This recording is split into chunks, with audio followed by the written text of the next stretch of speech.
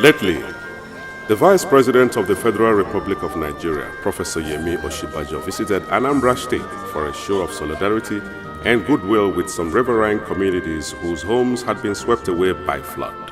Professor Osinbajo's visit came barely 24 hours after Governor of Anambra State, Chief Willie Obiano, had taken a comprehensive tour of the affected communities in a speedboat, cruising several nautical miles on the River Niger to see most of the submerged communities himself. Governor Obiano's tour was one of several concerted efforts by his administration to carry out a first-hand assessment of the threat posed by flood to all the coastal communities in the state that have been perennial victims of nature's seasonal rage. These communities cut across settlements that stretch from Anambra east and west to Obaru through the commercial city of Onitsha with its bustling human activities. We did about 6 nautical miles to Odegbe and 6 nautical miles back, just to see firsthand the devastating effects of the flood. Some of the buildings were very badly affected, some very partially, some not at all. And surprisingly, we are still seeing people still staying in flooded houses. So it is an opportunity to plead to everybody that is in the river right now to please come to the higher ground because this flood is massive and we haven't seen the last of it.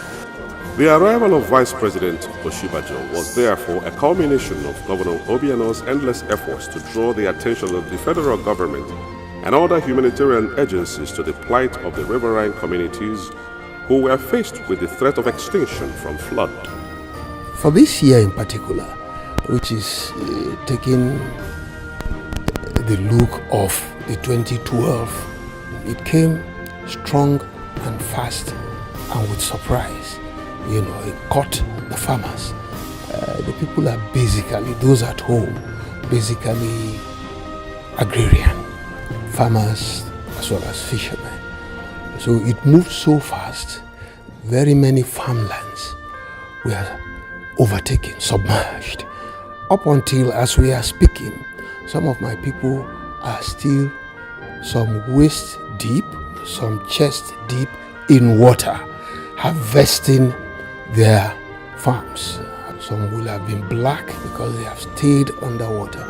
Some will have turned water to fufu underwater.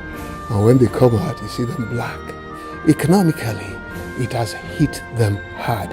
And it makes them, when I say them, I mean the farmers, the harvesters of these crops. It makes them sell off. And they sell it at quote unquote what I would call giveaway prices. At this stage, we may not be able to quantify the level of damage, but in terms of our crops, our cash crops, and our farm produce, it is huge because nearly all the farmlands are lost, and also the produce as well. The losses are huge, I must say. And at this point, we are still aggregating it.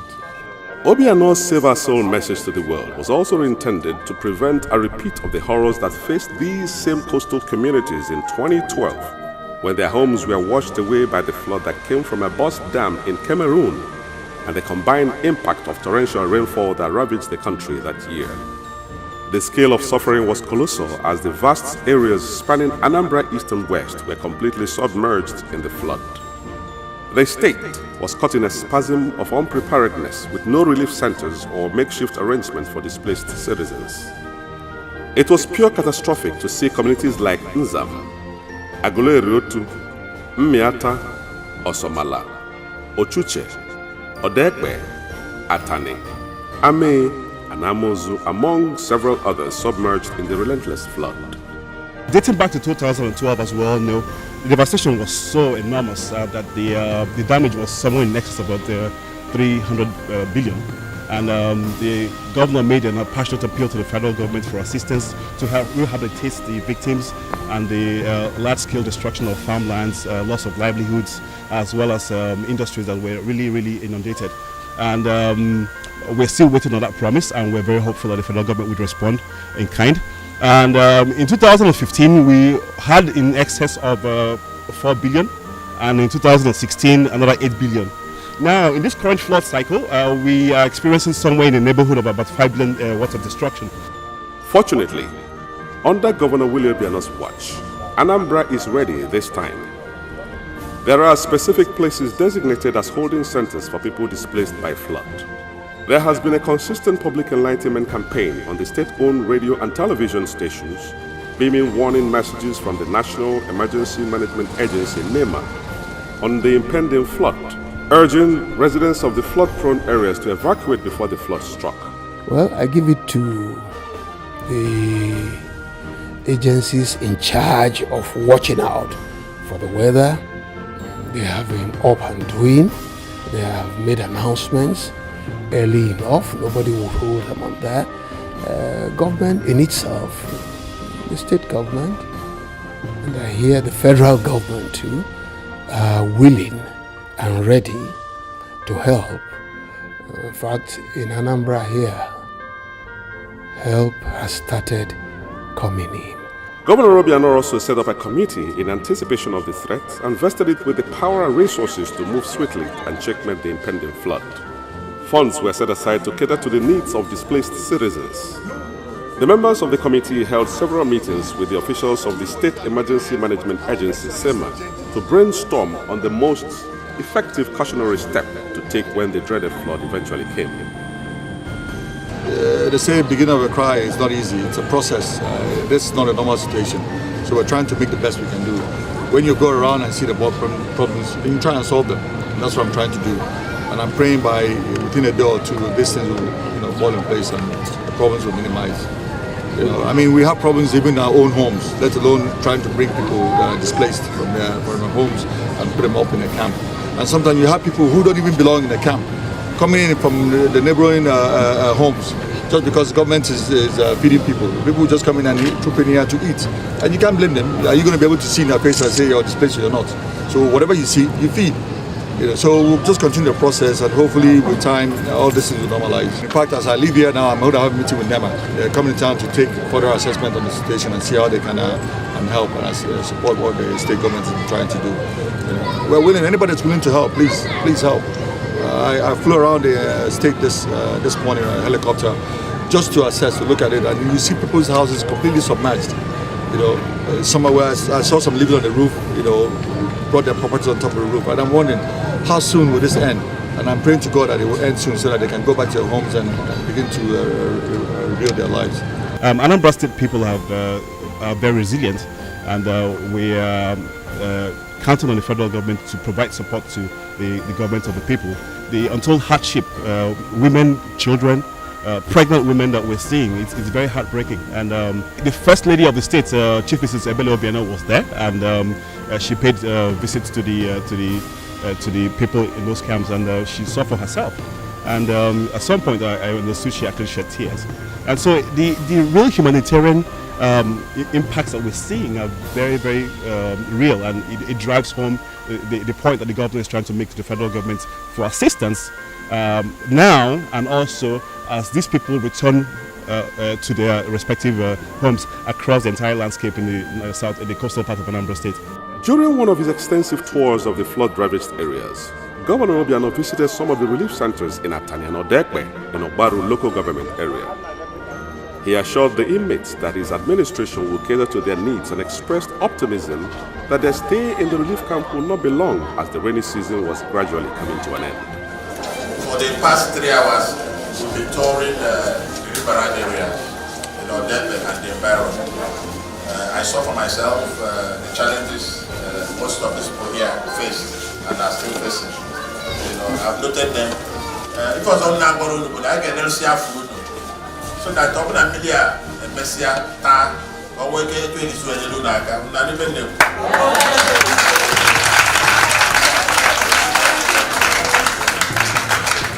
So having ascertained the extent of damage on the riverfront, I just came here to see the holding place for the people in this environment. We have 29 of these holding centers across the riverine area. 29 of them. This is just one of them. And I just decided to visit this to see the challenges they have. They have a couple of challenges already, but I'm going to make sure that they are quickly resolved. I wish everybody good luck. We are going to bring them a medical doctors to see through the activities, challenges, and medication where necessary. There will be a nurse station here who, if there's anybody that has any problem, I think they can go and treat themselves. I will encourage the House members here, the former Speaker and President of the Assembly, and the senior party people that live here to ensure that these people are very comfortable. There's a challenge that need to know immediately. The DPO of this area must ensure security for this area.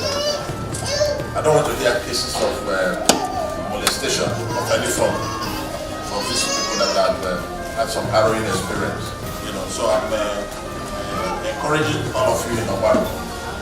Spirit of Onaya and 1 year. This is the time to show it.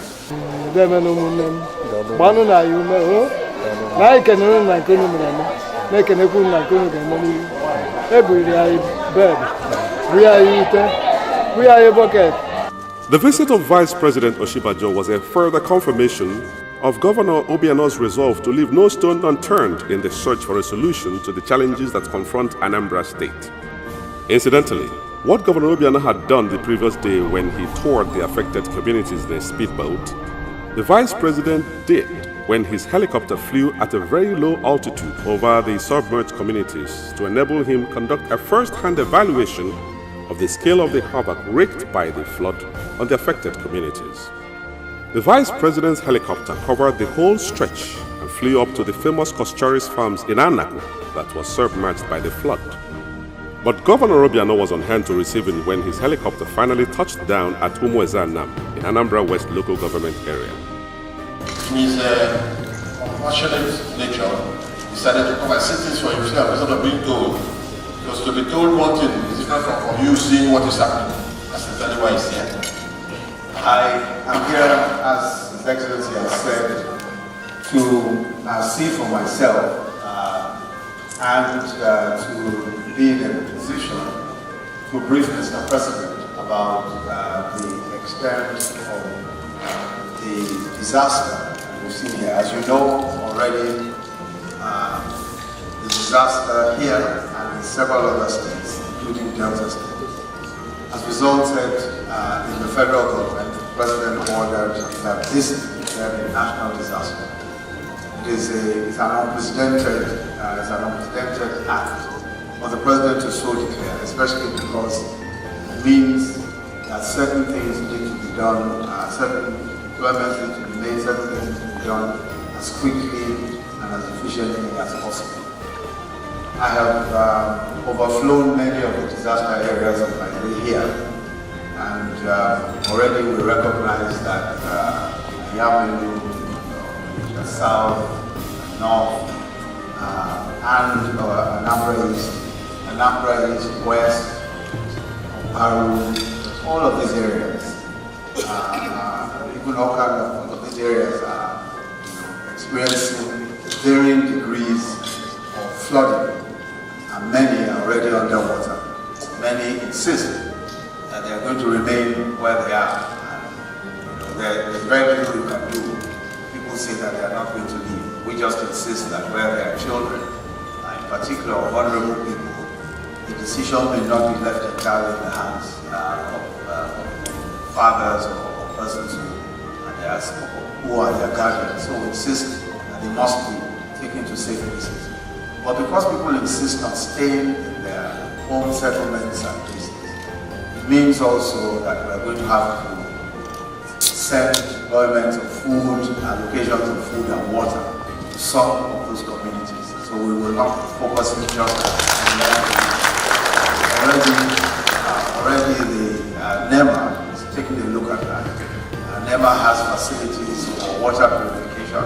The Japanese government is supplied and has helped with the supply of water treatment, some very high technology water treatment plants. They are mobile, so we'll be able to deploy clean water and also other relief materials as quickly as possible. But the most important thing is what happens on the discussing with the governor, because when these floods clear, people have lost their livelihoods, they've lost farmlands and all that. So we have to find ways of assisting them to get back to normal life. So we'll be working with to see how that can be done as effectively as possible. Fortunately, this is in several different states, which means that we're going to have to look for ways of managing the limited resources there are. But I want to commend the state government for the very swift action they taken already. The state emergency management agency, the state SEMA, or what's been done already, I think they've cooperated very, very well with the NEMA and with the federal government. And they've taken very swift steps, and they've shown a great deal of compassion and great deal of efficiency deploying the resources to alleviate the suffering of people. So I just want to say that we will work with the state government and we'll work with the additional rulers and community heads and all of our communities to ensure that this very painful event is made as easy as possible. So we are pleading with you, as you go, to ensure that these promises are kept. No, you will do it. But let us look to the future. When it happened in 2012, as an engineer, we gave suggestions that experts, hydraulics, should be called together to study how we mitigate. Not that we can stop natural forests, but to mitigate. So we recommended that hydrologists meet, and we have buffer dams. As I'm talking today, maybe I'm not correct. River Benue don't have any dam. There is need to install a very large buffer dam so that it will accommodate and have a bar to accommodate water. If it spills, it won't be much. I know River Niger has. That's why maybe that area is better. But whatever happens, we have to call the hydrologists together, experts, to sit down and study it for a long-term solution. We are no longer in the dark ages. We are in digital ages, so we can do it. From there, the boat headed by road to the affected communities that are located close to the Anambra Bridge. Here, Governor Obiano and Vice President Oshibajo rowed in a canoe to the affected communities and addressed the flood victims in the middle of the flood. I've seen a lot of the damage that's been done here. On behalf of the President, President Muhammad Buhari, we commiserate with all of those who have lost their livelihoods, who have lost property, farmlands in particular. But we're also here to assess the damage and see what can be done to help those of you who have lost their assets, people who have lost farmlands and all of that. So we have also brought some relief. I'm here with the Director General of NEMA, the National Emergency Management Agency, and I'm sure the local SEMA is here. I want to commend the state government for the work that has been done so far.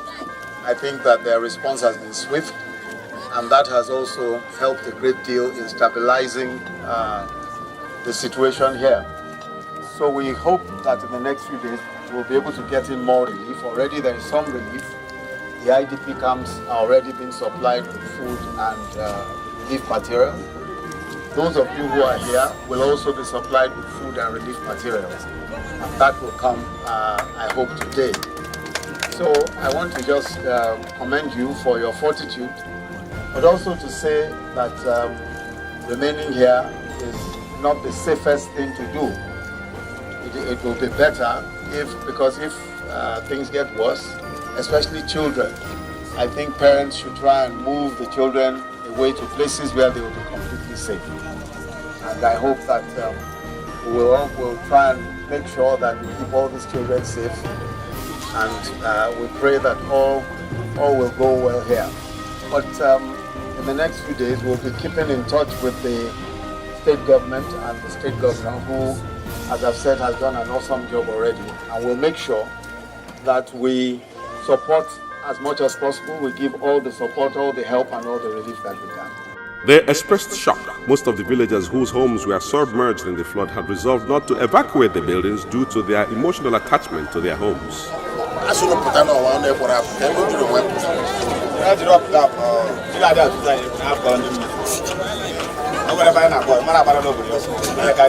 said we asked him to come out because of the flood.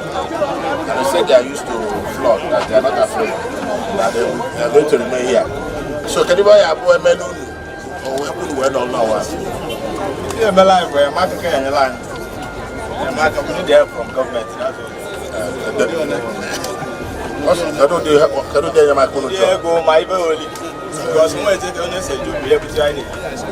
So he said they will require some assistance in the form of food because they can't go to the farm to do anything, you know, and of course drinking water, medication, all those kind of stuff they require there.